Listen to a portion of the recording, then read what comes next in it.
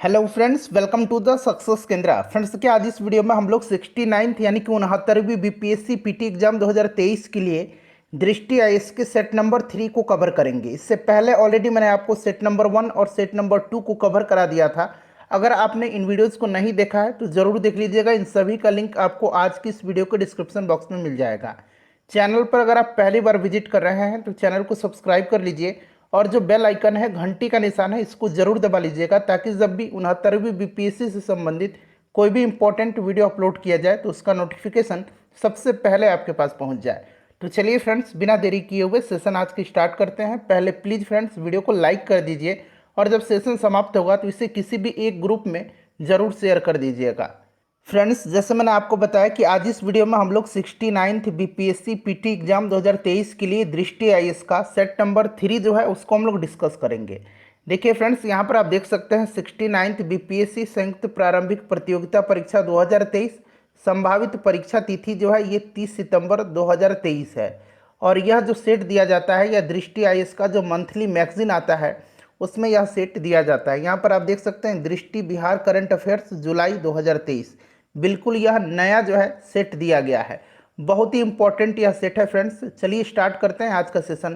पहले please video को like कर दीजिएगा। थोड़ा सा मैं जूम कर देता हूं ताकि प्रश्न जो है आपको स्पष्ट दिखाई दें। पहला प्रश्न पढ़ेंगे, सूची 1 को सूची 2 से सुमेलित कीजिए। यहाँ पर ध्यान दीजिएगा फ्रेंड्स, सूची 1 में जो है एक तरफ अभिलेख दिया गया है और सूची 2 में दूसरी तरफ संबंधित शासक का नाम दिया गया है। देखिए, नासिक अभिलेख का संबंध किससे है? तो नासिक अभिलेख का संबंध जो है यह किससे है फ्रेंड्स? नासिक अभिलेख का संबंध जो है यह गौतमी बलश्री से है। प्रयाग स्तंभ लेख का संबंध जो है समुद्रगुप्त से है। मंदसौर अभिलेख का संबंध जो है यह यशोवर्मन से है, मालवा नरेश यशोवर्मन।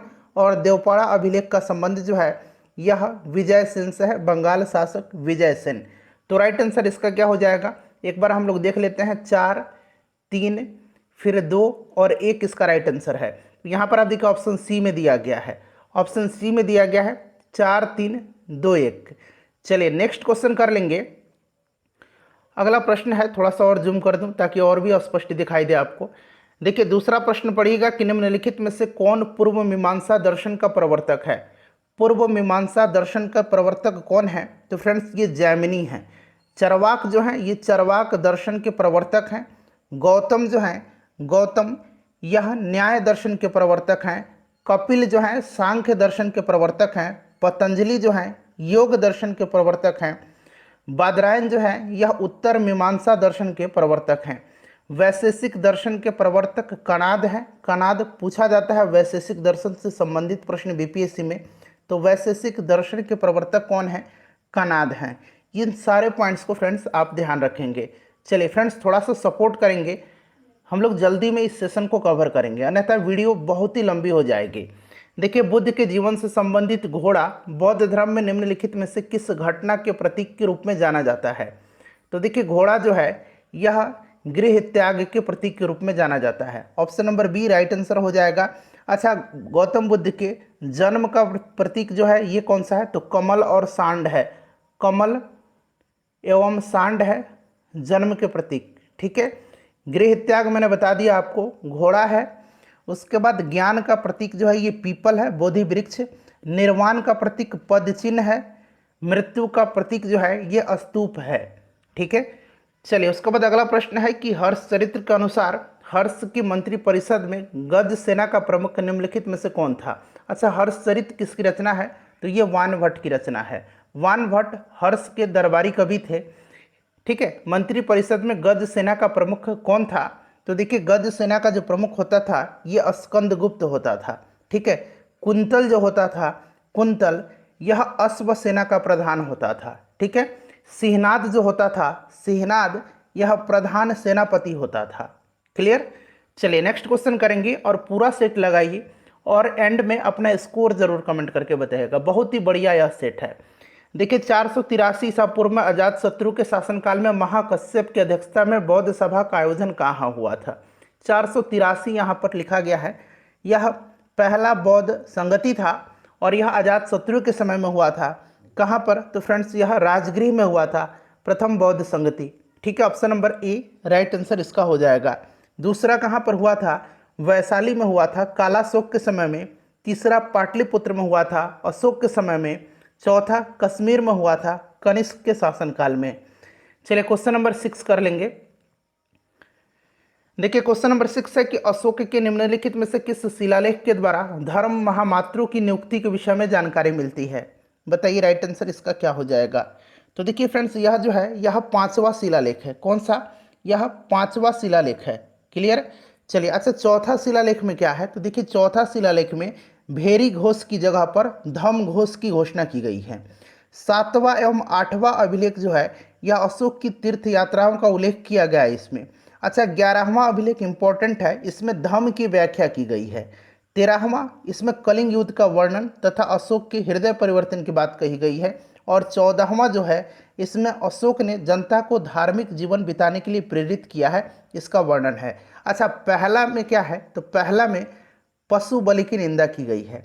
क्लियर है? याद रखिएगा सभी को। चलिए नेक्स्ट क्वेश्चन कर लेंगे कि निम्नलिखित में से किसे भौतिक भूगोल का जनक के रूप में जाना जाता है? अच्छा, सबसे पहले तो भूगोल का जनक किसको कहा जाता है? फादर ऑफ ज्योग्राफी ये कहा जाता है इरेटोस्थेनीज को। यहाँ मैं लिख देता हूँ इरेटोस्थेनीज को कहा जाता है। और प्रश्न में पूछा गया है कि भौतिक भूगोल का जनक, भौतिक भूगोल का जनक कहा जाता है पोलिडोनियम को। ठीक है, चलिए अगला प्रश्न है कि निम्नलिखित में से कौन सा दर्रा हिमाचल प्रदेश से संबंधित नहीं है? हिमाचल प्रदेश से संबंधित नहीं जो है, यहाँ पर देखिए सिपकला दर्रा है, बड़ा लच्छा दर्रा है। जोजिला दर्रा नहीं है, जोजिला दर्रा जो है ये लद्दाख में पड़ता है। अब नेक्स्ट क्वेश्चन है कि निम्नलिखित में से कौन दक्षिण पूर्व तमिलनाडु एवं श्रीलंका के मध्य स्थित है? बताइए करेक्ट आंसर क्या होगा। तो फ्रेंड्स यहाँ मन्नार की खाड़ी है। अगला प्रश्न करेंगे कि निम्नलिखित में से किस नदी को वृद्ध गंगा या दक्षिण की गंगा के नाम से जाना जाता है? तो यह नदी कौन सी है फ्रेंड्स? बताइए करेक्ट आंसर क्या हो जाएगा।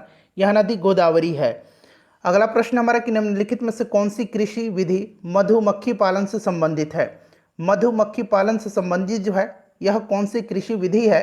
यह एपीकल्चर है। विटीकल्चर अंगूर की खेती को कहा जाता है और वर्मिकल्चर केंचुआ पालन को।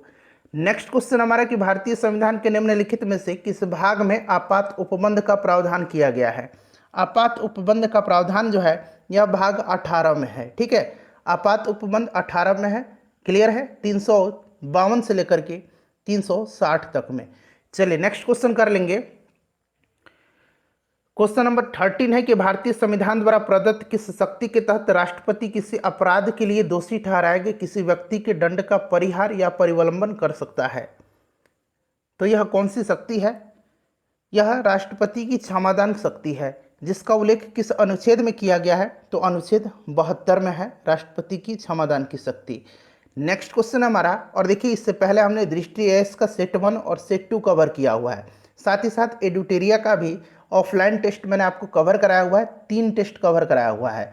उसके बाद देखिए 68वीं बीपीएससी तक जो अभी हुआ था फरवरी 2023 में, वहाँ तक जितने भी बीपीएससी में बिहार के इतिहास और बिहार के भूगोल से संबंधित प्रश्न पूछे गए हैं, यानी कि 69th बीपीएससी का घटना चक्र, बिहार ज्योग्राफी और बिहार हिस्ट्री मैंने कवर कराया हुआ है।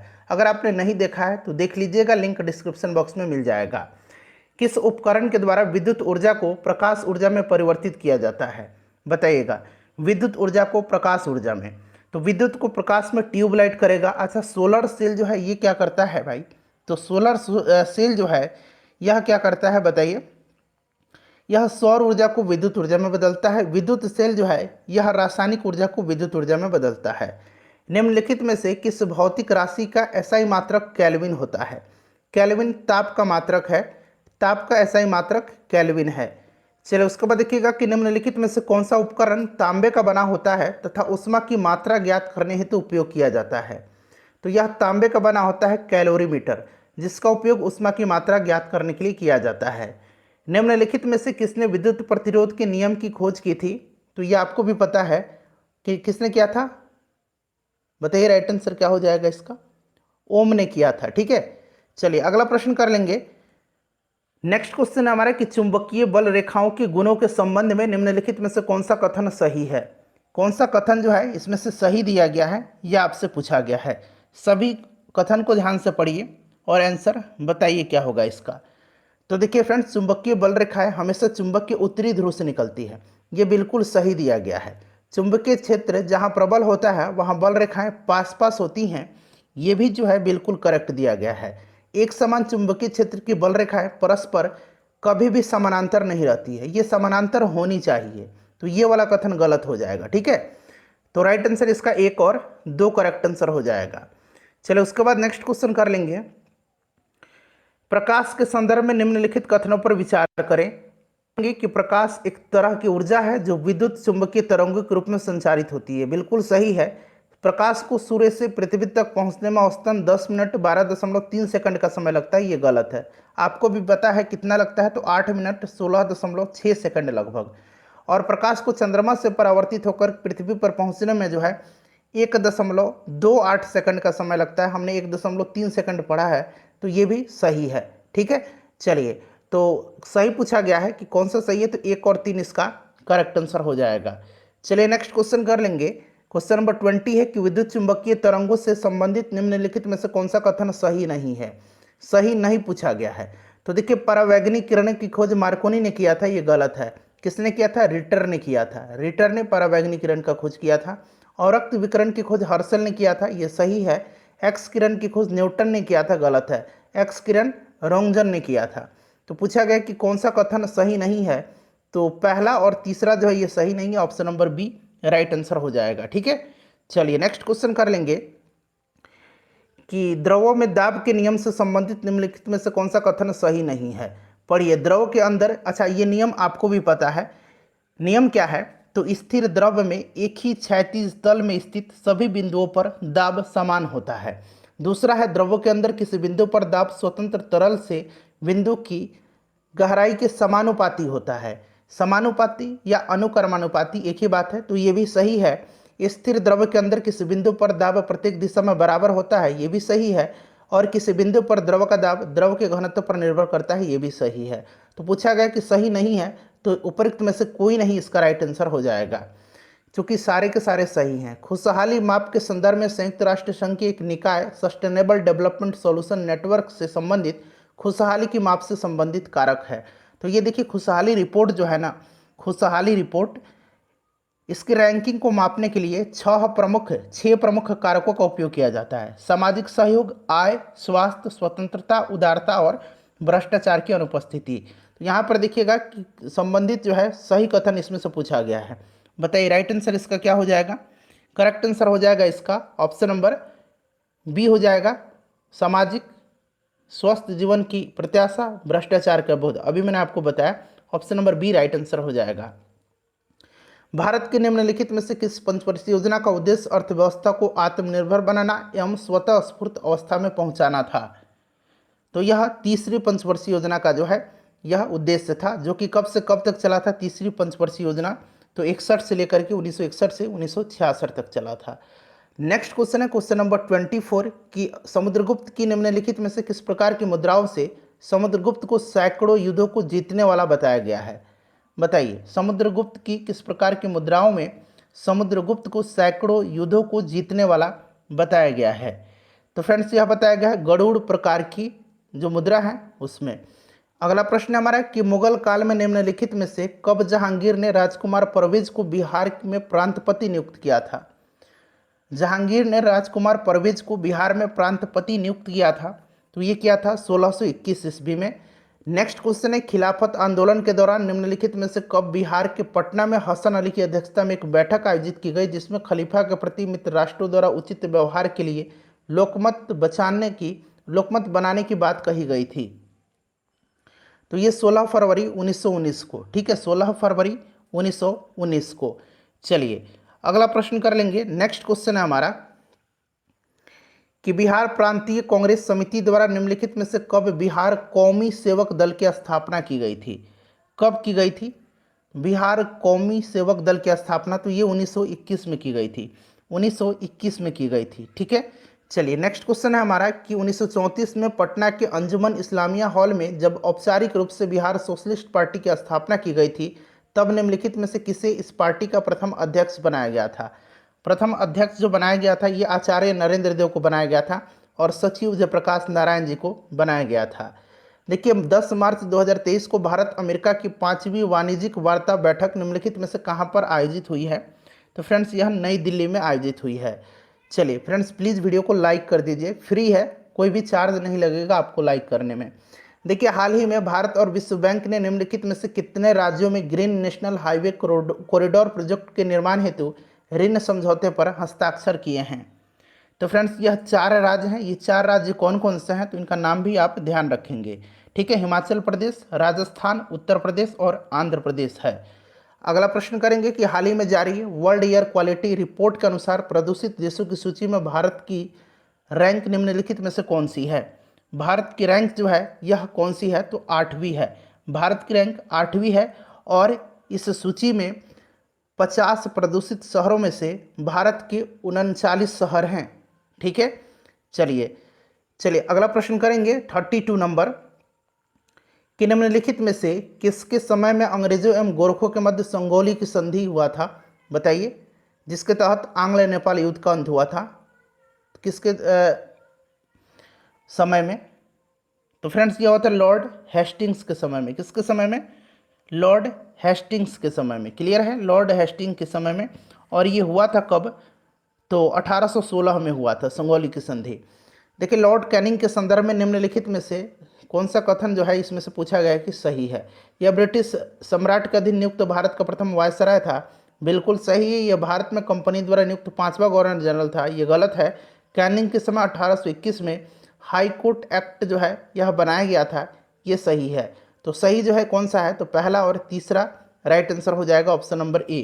ठीक है फ्रेंड्स, चलिए अगला प्रश्न करेंगे कि ब्रिटिश शासन के विरुद्ध निम्नलिखित में से किस विद्रोह का प्रभावित क्षेत्र उड़ीसा था? तो उड़ीसा में कौन सा विद्रोह हुआ था ब्रिटिश शासन के विरुद्ध? तो ये पाइका विद्रोह था। इसका नेतृत्व बख्शी जगबंधु ने किया था। नेक्स्ट क्वेश्चन है हमारा कि सत्यशोधक समाज के संस्थापक कौन थे? तो ये ज्योतिबा फुले थे। इन्होंने कब किया था? तो 1873 में सत्यशोधक समाज की स्थापना किया था। निम्नलिखित में से किसे बिना ताज का बादशाह कहा जाता था? बिना ताज का बादशाह सुरेंद्रनाथ बनर्जी को कहा जाता है। अगला प्रश्न है कि निम्नलिखित में से कौन 1908 ईस्वी में सेशन जज किंग्सफोर्ड की गाड़ी पर बम फेंकने के कारण वेनी रेलवे स्टेशन पर गिरफ्तार हुए एवं 11 अगस्त 1908 को जिन्हें फांसी दे दी गई थी? कौन थे ये? तो ये मुजफ्फरपुर बम कांड में शामिल थे। कौन? खुदीराम बोस और प्रफुल्ल चाकी थे। आपको पता है ये खुदीराम बोस थे जिनको 11 अगस्त 1908 को फांसी दे दी गई थी। प्रफुल्ल चाकी ने आत्महत्या कर लिया था। निम्नलिखित में से शिमला सम्मेलन कब हुआ था? तो शिमला सम्मेलन जो है यह 25 जून 1945। ठीक है, option number C right answer हो जाएगा इसका। और यह हुआ था किसके समय में? तो लॉर्ड बेबल के समय में। और इसमें कांग्रेस के प्रतिनिधि मंडल का नेतृत्व अबुल कलाम आज़ाद ने किया था, जो भारत के प्रथम शिक्षा मंत्री थे अबुल कलाम आज़ाद, इन्होंने किया था। चलिए अगला प्रश्न कर लेंगे 39 नंबर कि निम्नलिखित में से किसने कहा था कि क्रांति की तलवार में धार वैचारिक पत्थर पर रगड़ने से ही आती है? यह स्टेटमेंट जो है यह किसका है? तो ये भगत सिंह का है। उसके बाद देखिए निम्नलिखित में से किसने कहा था कि भूगोल वह विज्ञान है जिसमें पृथ्वी को स्वतंत्र गृह के रूप में मान्यता देते हुए उसे समस्त लक्षणों, घटनाओं एवं उसके अंतः संबंध का अध्ययन किया जाता है? तो ये कार्ल रिटर ने। अगला प्रश्न है कि निम्नलिखित में से कौन प्रशांत महासागर की ठंडी जलधाराओं से संबंधित है? प्रशांत महासागर की जो ठंडी जलधारा है ये कौन सी है इसमें से? तो ये हम्बोल्ट या पेरुवियन जलधारा है। बाकी देखिए सुसीम, क्यूरोसियो या प्रशांत महासागर की गर्म जलधारा है।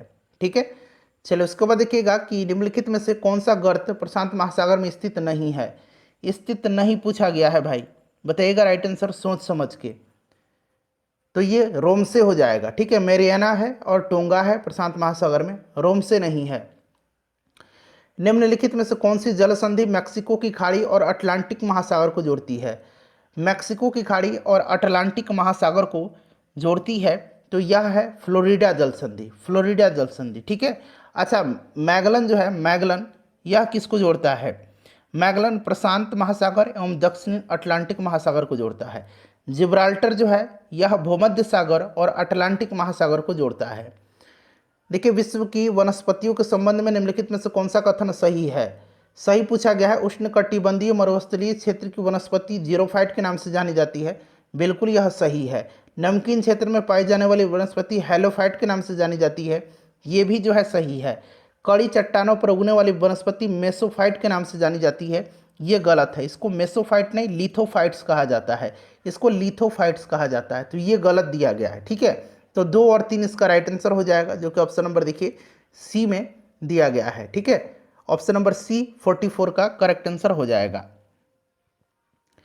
चलिए उसके बाद 45 नंबर प्रश्न कर लेंगे कि सरदार स्वर्ण सिंह समिति की अनुशंसा के आधार पर निम्नलिखित में से किस संविधान संशोधन के द्वारा मौलिक कर्तव्यों को संविधान में जोड़ा गया। ये बार बार मैं इसका एक्सप्लेनेशन रिपीट नहीं करूंगा, आपको याद होगा ये 42वां संविधान संशोधन है 1976। ठीक है, और 42वें संविधान संशोधन को मिनी कॉन्स्टिट्यूशन यानी कि लघु संविधान भी कहा जाता है। नेक्स्ट क्वेश्चन है कि भारत के नियंत्रक एवं महालेखा परीक्षक के बारे में निम्नलिखित में से कौन सा कथन गलत है। गलत कथन बताना है, तो देखिए नियंत्रक एवं महालेखा परीक्षक सार्वजनिक धन का संरक्षक होता है, नियुक्ति राष्ट्रपति के द्वारा की जाती है और यह राष्ट्रपति को 5 लेखा परीक्षा प्रतिवेदन प्रस्तुत करता है। ये गलत है, ये राष्ट्रपति को 3 लेखा परीक्षा प्रतिवेदन जो है यह प्रस्तुत करता है, 3 ऑडिट रिपोर्ट जो है यह प्रस्तुत करता है। यह सेवानिवृत्ति के पश्चात भारत सरकार के अधीन कोई भी पद धारण नहीं करता है, तो बिल्कुल जो है यह सही दिया गया है। ठीक है, तो ये सही है, तो गलत इसमें से कौन सा है भाई, तो ऑप्शन नंबर बी जो है इसका गलत है। ठीक है, यानी कि ऑप्शन नंबर बी इसका राइट आंसर हो जाएगा। चलिए अगला प्रश्न कर लेंगे 47 नंबर की वर्तमान में भारत में कुल कितने राज्य और केंद्र शासित प्रदेश हैं। मैं चाहता हूं फ्रेंड्स कि इसका आंसर आप कमेंट करके देंगे। ठीक है, चलिए आगे बढ़ेंगे कि निम्नलिखित में से कौन सा द्रव में द्रव के विलयन का प्रकार है। द्रव में द्रव के विलयन का प्रकार जो है इसमें से कौन सा है, तो फ्रेंड्स यह जल में अल्कोहल का विलयन है। उसके बाद देखिए टमाटर में कौन सा एसिड पाया जाता है, अम्ल पाया जाता है, टमाटर में ऑक्जेलिक एसिड पाया जाता है। नेक्स्ट क्वेश्चन है कि निम्नलिखित में से किसके संदर्भ में कार्बन डाइऑक्साइड यानी कि CO2 का उपयोग नहीं किया जाता है। तो आग जलाने में CO2 का उपयोग किया जाता है, नहीं, आग जलाने में ऑक्सीजन का उपयोग किया जाता है, तो यही जो है 50 का ए राइट आंसर हो जाएगा। चलिए बाकी इसमें किया जाता है। अगला प्रश्न है कि रासायनिक सूत्र H2SO4 किस नाम से जाना जाता है, तो H2SO4 जो है यह सल्फ्यूरिक एसिड है, सल्फ्यूरिक अम्ल हो जाएगा। अगला प्रश्न करेंगे कि निम्नलिखित में से किसे हंसाने वाली गैस यानी कि लाफिंग गैस के रूप में जाना जाता है, तो ये नाइट्रस ऑक्साइड है। क्या है, यह नाइट्रस ऑक्साइड है N2O निम्नलिखित में से, और N2O क्या है, ग्रीन हाउस गैस है। निम्नलिखित में से किसका उपयोग दंत मंजन बनाने में किया जाता है यानी कि टूथपेस्ट बनाने में किया जाता है, तो टूथपेस्ट बनाने में मैग्नीशियम कार्बोनेट का इस्तेमाल किया जाता है। ठीक है, चलिए उसके बाद नेक्स्ट क्वेश्चन हमारा कि निम्नलिखित में से किस समस्थानिक का उपयोग ट्यूमर का पता लगाने में किया जाता है। ट्यूमर का पता लगाने में आर्सेनिक 74 का इस्तेमाल किया जाता है। चलिए अगला प्रश्न कर लेंगे कि निम्नलिखित में से कब राष्ट्रीय कृषि एवं ग्रामीण विकास बैंक की स्थापना हुई थी, यानी कि नाबार्ड की स्थापना पूछा गया आपसे, तो 1982 जुलाई में हुई थी। ठीक है, KV साजी नाबार्ड का भी चेयरपर्सन है, या साजी के भी कहिए, हेडक्वार्टर मुंबई में है। देखिए भारतीय रिजर्व बैंक के संदर्भ में निम्नलिखित में से कौन सा कथन सही नहीं है। सभी कथन को एक बार पढ़िएगा कि भारत के विदेशी व्यापार से संबंधित आंकड़े वित्त आयोग के द्वारा एकत्रित एवं प्रकाशित किए जाते हैं, यही सही नहीं है। बाकी ये दोनों जो है ये सही दिया गया है। ठीक है, ये वाला सही नहीं है। RBI व्यापारिक बैंकों के शाखा का विस्तार का नियमन, व्यापार समापन का नियमन करता है, सही है। कोई भी बैंक अपनी किसी शाखा का स्थानांतरण बिना RBI की अनुमति से नहीं कर सकता है, ये भी सही है। ऑप्शन नंबर ए जो है यह गलत दिया गया है। 56 का option number A right answer हो जाएगा। चलिए उसके बाद नेक्स्ट क्वेश्चन करेंगे कि बिहार लोक सेवा आयोग की स्थापना कब हुई थी, तो अप्रैल 1949 में हुई थी। अप्रैल 1949 में बिहार लोक सेवा आयोग की स्थापना हुई थी और अभी इसका अध्यक्ष अतुल प्रसाद हैं। चलिए उसके बाद देखिएगा कि बिहार राज्य का खगड़िया जिला किस प्रमंडल में आता है। खगड़िया जो आता है यह किस प्रमंडल में आता है, खगड़िया आएगा मुंगेर प्रमंडल में। ठीक है, मुंगेर प्रमंडल में आएगा। अच्छा, मुंगेर में और कौन कौन से जिले आएंगे, मुंगेर में खगड़िया, बेगूसराय, लखीसराय, शेखपुरा, जमुई ये आते हैं। चलिए उसके बाद देखिएगा कि ग्राम पंचायत के सदस्य बनने हेतु न्यूनतम उम्र निम्नलिखित में से कितनी होनी चाहिए, तो न्यूनतम 21 वर्ष होनी चाहिए। उसके बाद चलिए, और वोट देने के लिए 18 ही होना चाहिए। 8 से 10 जनवरी 2023 तक 17वें प्रवासी भारतीय दिवस सम्मेलन का आयोजन कहाँ पर हुआ था, तो ये इंदौर मध्य प्रदेश में हुआ था। नेक्स्ट है हमारा कि हाल ही में NTPC निम्नलिखित में से कहाँ पर ग्रीन हाइड्रोजन ब्लेंडिंग प्रोजेक्ट की शुरुआत की है, तो ये गुजरात के कवास में। ठीक है, गुजरात राइट आंसर हो जाएगा, गुजरात के कवास में। चलिए उसके बाद अगला प्रश्न है कि हाल ही में किस राज्य ने देश का पहला झुग्गी मुक्त राज्य बनने का महत्वाकांक्षी लक्ष्य पूरा कर लिया है? तो ये ओडिशा है। नेक्स्ट क्वेश्चन कर लेंगे, क्वेश्चन नंबर 63 अब, कि निम्नलिखित में से किस समुद्री यात्री ने अमेरिका की खोज किया था? तो अमेरिका की खोज कोलंबस ने किया था। उसके बाद देखिए, किस युद्ध का अंत एक्स-ला सैपल या ए-ला सैपल की संधि के तहत हुआ था? तो ये कौन सा युद्ध था? ए-ला सैपल, कभी कभी ऐसा भी लिखा रहता है, ए-ला सैपल की संधि के तहत। तो यह प्रथम कर्नाटक युद्ध था। ठीक है, इसका अंत एला सैपल की संधि के तहत हुआ था। दूसरा जो कर्नाटक युद्ध था, इसका समापन पांडिचेरी की संधि के तहत हुआ था। ठीक है, चलिए उसके बाद नेक्स्ट क्वेश्चन है कि लॉर्ड डलहौजी के व्यापगत सिद्धांत के अंतर्गत अंग्रेजी राज्य में सतारा का विलय हुआ था। सबसे पहले सतारा को ही मिलाया गया था डॉक्ट्रिन ऑफ लैप्स के तहत, व्यापगत के सिद्धांत के अंतर्गत। कब? तो 1848 में। ठीक है, चलिए नेक्स्ट क्वेश्चन है हमारा कि निम्नलिखित में से किसके द्वारा 1829 में 17वें नियम के माध्यम से सती प्रथा का अंत किया गया? सती प्रथा का अंत राजा राम मोहन राय के सहयोग से लॉर्ड विलियम बेंटिक ने किया था 17वें नियम के माध्यम से। चलिए उसके बाद देखिएगा कि निम्नलिखित में से कहाँ पर टॉमस मुनरो के द्वारा रैयतवाड़ी बंदोबस्त लागू किया गया था? रैयतवाड़ी बंदोबस्त किसने लागू किया था? टॉमस मुनरो ने। कहाँ पर? तो फ्रेंड्स ये किया था मद्रास और बम्बई प्रेसिडेंसी में, मद्रास और बम्बई प्रेसिडेंसी में। निम्नलिखित में से किसने कहा था कि मेरे सर पर लाठी का एक प्रहार अंग्रेजी शासन के ताबूत की कील साबित होगा? तो फ्रेंड्स ये लाला लाजपत राय ने कहा था साइमन कमीशन के विरोध में, जब विरोध कर रहे थे तब। ठीक है, तो लाला लाजपत राय राइट आंसर हो जाएगा। निम्नलिखित में से कौन सा परिणाम पानीपत की दूसरी लड़ाई से संबंधित है? पानीपत की दूसरी लड़ाई ये अकबर और हेमू के बीच में हुआ था 1556 में। तो देखिएगा अकबर ने हेमू को हराया, ऑप्शन नंबर ए ये सही दिया गया है। निम्नलिखित में से किस गवर्नर जनरल के समय हिंदू विधवा पुनर्विवाह अधिनियम बना था? तो ये बना था लॉर्ड कैनिंग के समय में। निम्नलिखित में से कौन यूनाइटेड इंडिया कमेटी के संस्थापक था?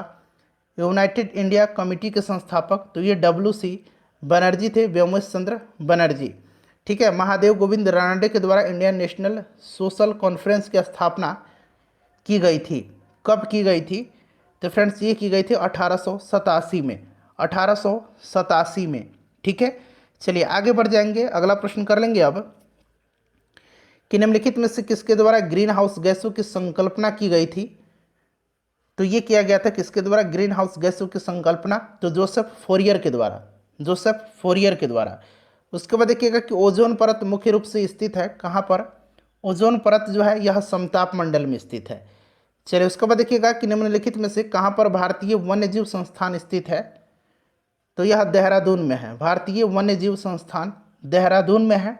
चलिए वन अनुसंधान संस्थान भी देहरादून में ही है। 76 नंबर की कौन सा इसमें से संविधान सभा की संघ समिति के अध्यक्ष थे? तो संघ समिति के अध्यक्ष पंडित जवाहरलाल नेहरू थे। चलिए उसके बाद देखिएगा कि 74वें संविधान संशोधन के द्वारा नगर पालिकाओं को 12वीं अनुसूची में वर्णित निम्नलिखित में से कुल कितने विषयों पर विधि बनाने की शक्ति दी गई है? नगर पालिका पूछा गया, अगर पूछ जाता आपका पंचायत, ग्राम पंचायत तो 29 विषय, और नगर पालिका है तो ये 18 विषय हो जाएगा। चलिए अगला प्रश्न करेंगे। नेक्स्ट क्वेश्चन है हमारा कि अस्थि से अस्थि के जोड़ को निम्न में से क्या कहा जाता है? तो अस्थि से अस्थि, अस्थि से अस्थि के जोड़ को लिगामेंट्स कहा जाता है, और अस्थि से मांसपेशी को जो जोड़ता है उसको टेंडन कहा जाता है। निम्नलिखित में से किस ग्रंथि से निकलने वाले हार्मोन को लड़ो और उड़ो हार्मोन कहा जाता है? Fight and flight hormone. तो ये अधिक ग्रंथि के जो एड्रिनल हार्मोन है इसी को कहा जाता है एड्रीनेलिन।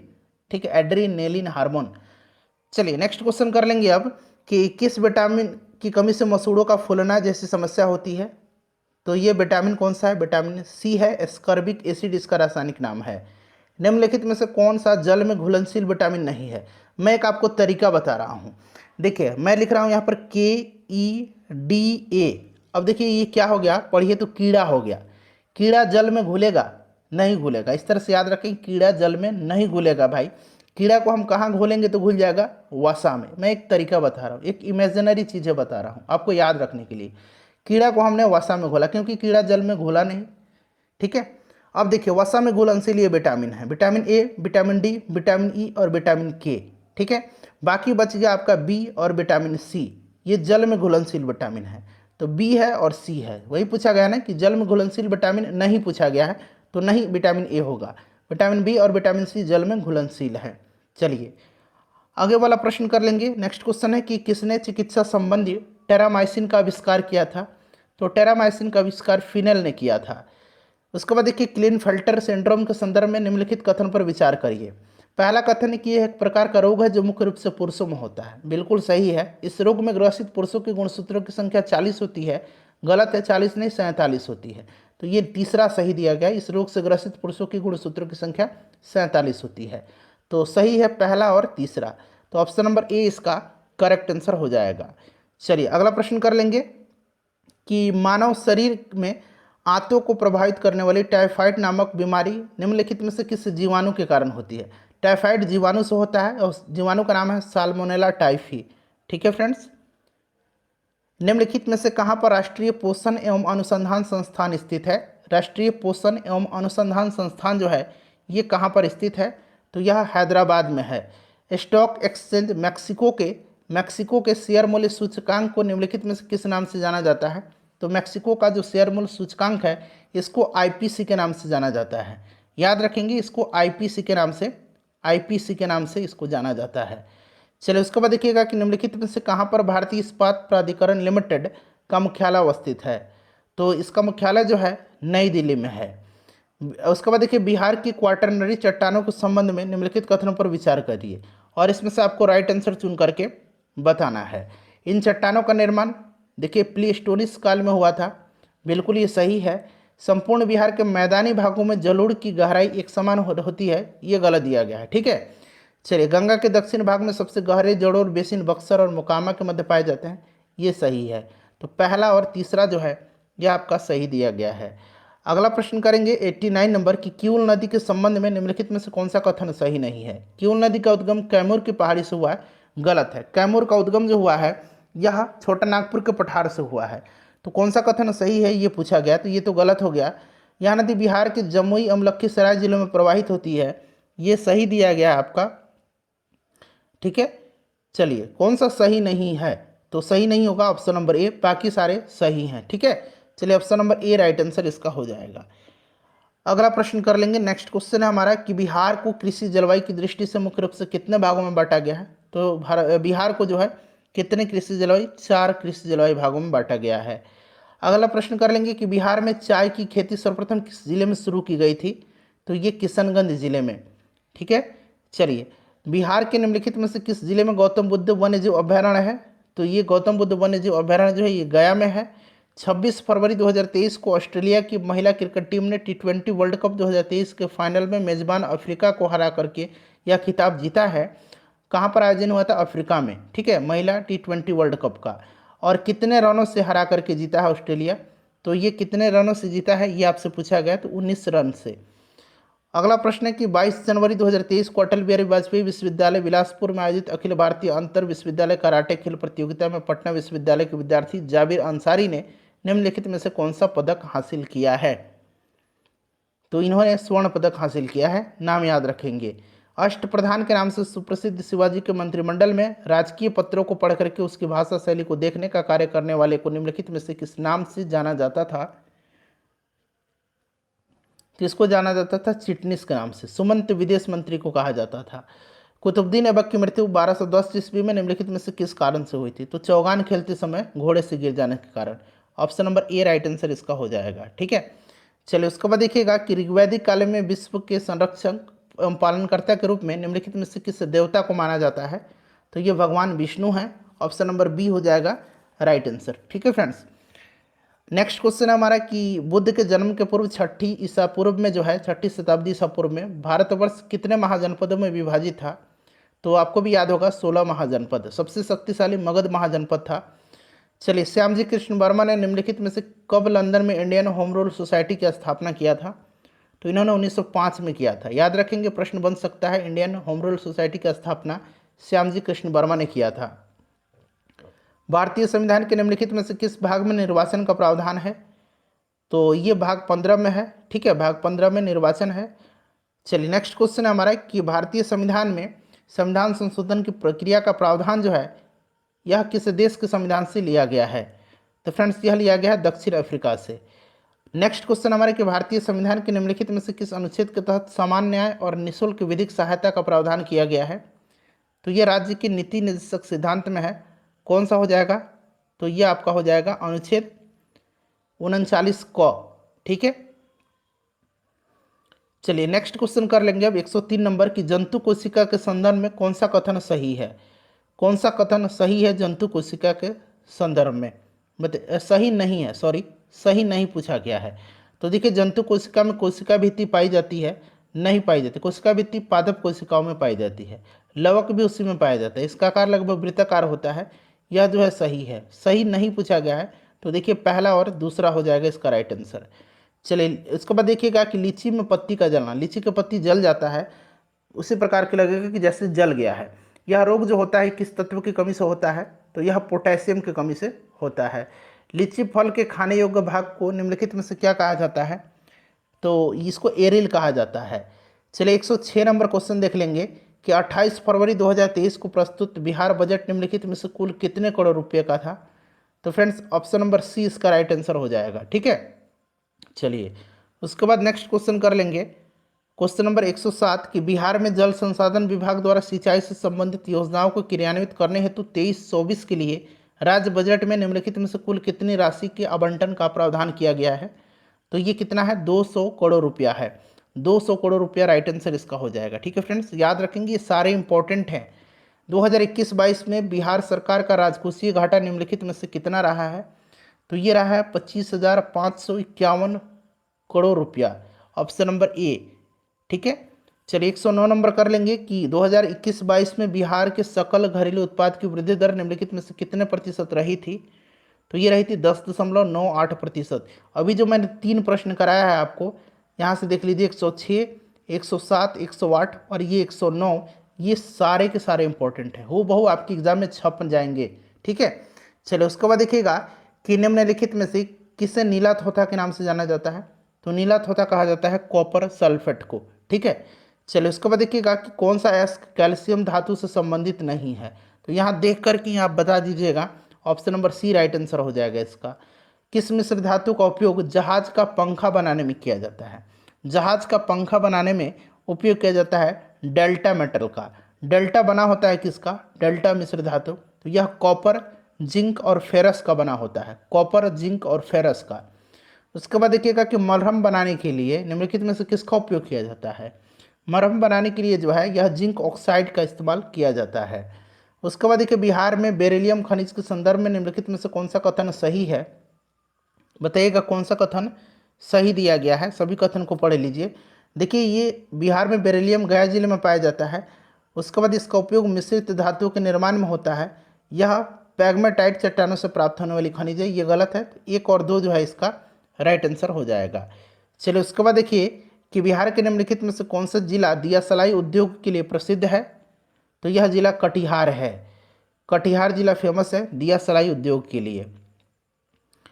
उसके बाद देखिए बिहार राज्य में प्रचलित ऐसा कौन सा लोक नृत्य है जिसमें सामान्यतः पुरुष जो कि स्त्री की वेशभूषा धारण करके परिवारों के जन्म उत्सव का गुणगान और गीत नृत्य के माध्यम से करते हैं?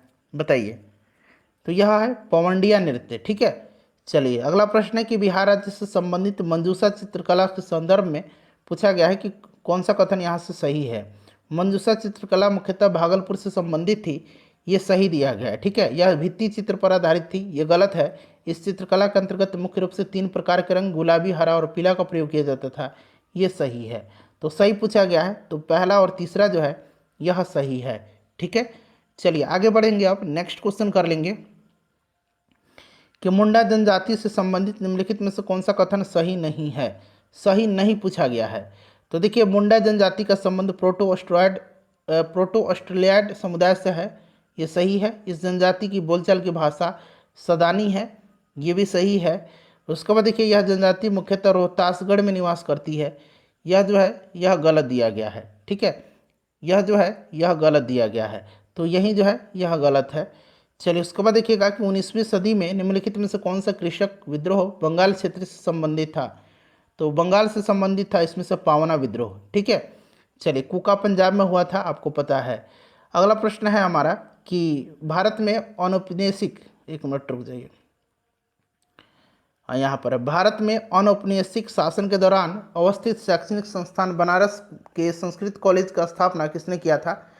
तो आपको पता है कि यह क्या था, जोनाथन डंकन ने, ठीक है, बनारस में संस्कृत विश्वविद्यालय का। निम्नलिखित में से किसे भारतीय राष्ट्रवाद का पैगंबर के रूप में जाना जाता है? तो ये जाना जाता है राजा राममोहन राय को। उसके बाद देखिएगा, किसने राजा राममोहन राय के विचारों के प्रसार हेतु 1839 में तत्वबोधिनी सभा की स्थापना किया था? तत्वबोधिनी सभा का स्थापना जो है यह किया था देवेंद्रनाथ ठाकुर ने 1839 में। इसे भी आप निश्चित रूप से ध्यान रखेंगे।